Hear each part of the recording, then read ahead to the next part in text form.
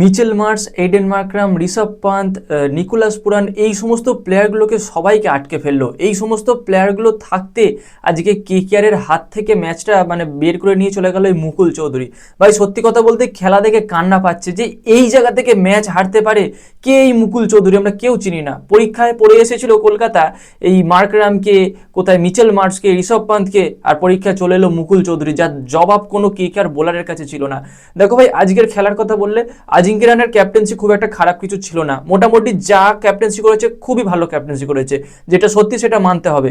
কিন্তু কোথাও যেন কেকেআরের ব্যাটিংয়ে বেশ কিছুটা দুর্বলতা দেখা গেল। ক্যামেরন গ্রিন ব্যাটে বলই লাগছিল না। যদি এই রানটা 180 বা 81 না হয়ে মোটামুটি 190-95 হতে তো পারতো। যে সময়ে আজিঙ্ক্য রাহানে এবং অঙ্করিশ রঘুবংশী আউট হয়ে গেল তারপরে 3-4টে ওভার কোনোভাবে রানই হয়নি। তারপর রোবমান পাওয়েল এলো, এসে একটু রানটা করলো এবং শেষের দিকে 2-4টে 4-6 মারলো এই ক্যামেরন গ্রিন। এবং তারপরে কলকাতা নাইট রাইডার্স এই সৌজন্যে এসে 181 রান করলো।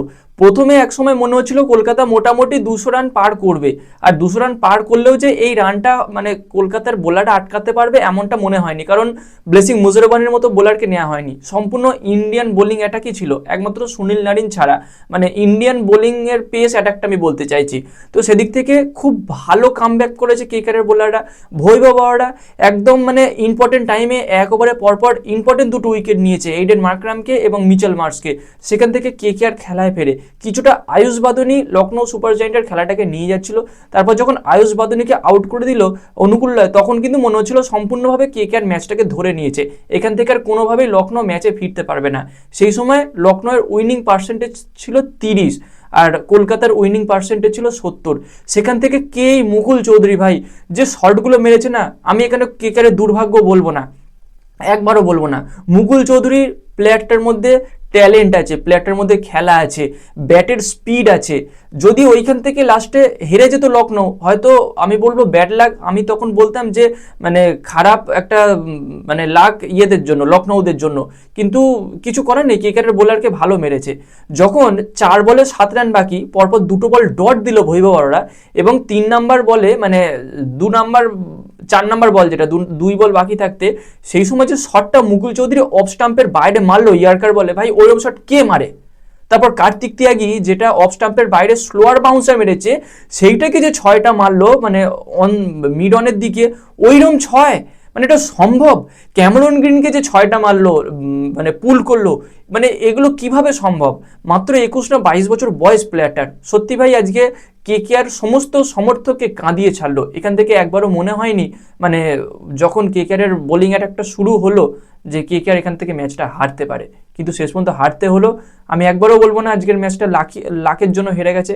আজকের ম্যাচটা খুব ভালো খেলেছে লখনৌ ভালো না খেললেও লখনৌয়ের এই মুকুল চৌধুরী প্লেয়ারটা ভালো খেলেছে।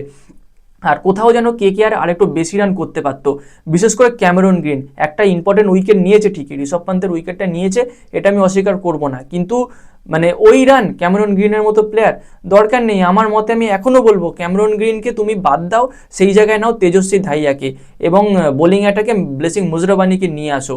আর নবদীপ সাইনি এই প্লেয়ারটাও কিছুটা আমাকে হতাশ করেছে। যদি এই জায়গায় সৌরভ দুবের মতো কোনো একজন প্লেয়ার থাকতো, একটা লেফট হ্যান্ড পেস বোলার থাকতো, হয়তো ভেরিয়েশনটা ভালো হতো, বা উমরান মালিক এই টাইপের কোনো একটা বোলার যদি থাকতো এই নবদীপ সাইনির জায়গায়, হয়তো বেটার হতে পারতো কেকেআরের জন্য।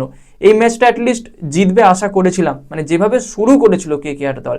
আর আমি ভিডিও শুরুতেও বলেছি, এখনো বলছি, আজিঙ্ক্য রাহানের ক্যাপ্টেন্সি আজকে খুব খারাপ হয়নি, খুব সুন্দর ক্যাপ্টেন্সি করেছে। ফার্স্ট ওভার বৈভব অরোরা এবং তারপরে অনুকূল রয়কে দিয়ে করিয়েছে, যেখানে যে রান খেয়েছে সেখানে কিভাবে রোটেশন করব বোলারদের খুব ভালো রোটেশন করেছে। ব্যাটিংও যথেষ্ট ভালো করেছে ওই কন্ডিশনে।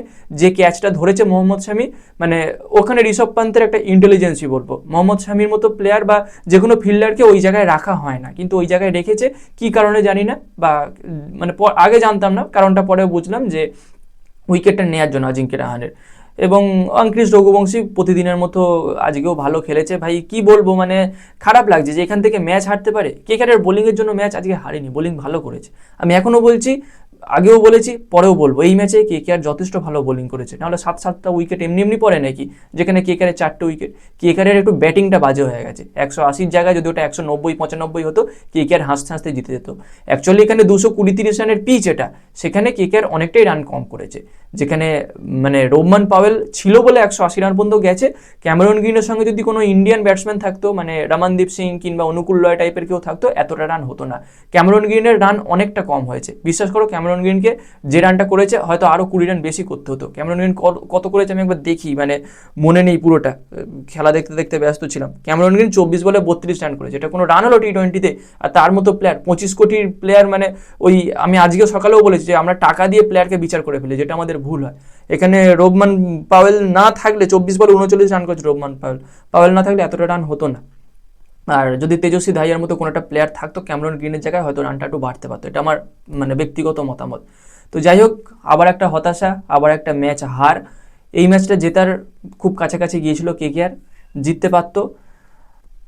মানে কি বলবো, কিছু করার নেই। চলো, এইটুকু আপডেট মানে দুঃখের সঙ্গে জানাই, তোমাদের সঙ্গে শেয়ার করলাম। এবং এর পরবর্তীতে আরও আপডেট এরকম আসবে। চ্যানেলটাকে সাবস্ক্রাইব করে দিও, তার পাশের বেল আইকনটাকে অন করে দিও। দেখা হচ্ছে পরবর্তী ভিডিওতে। Bye bye.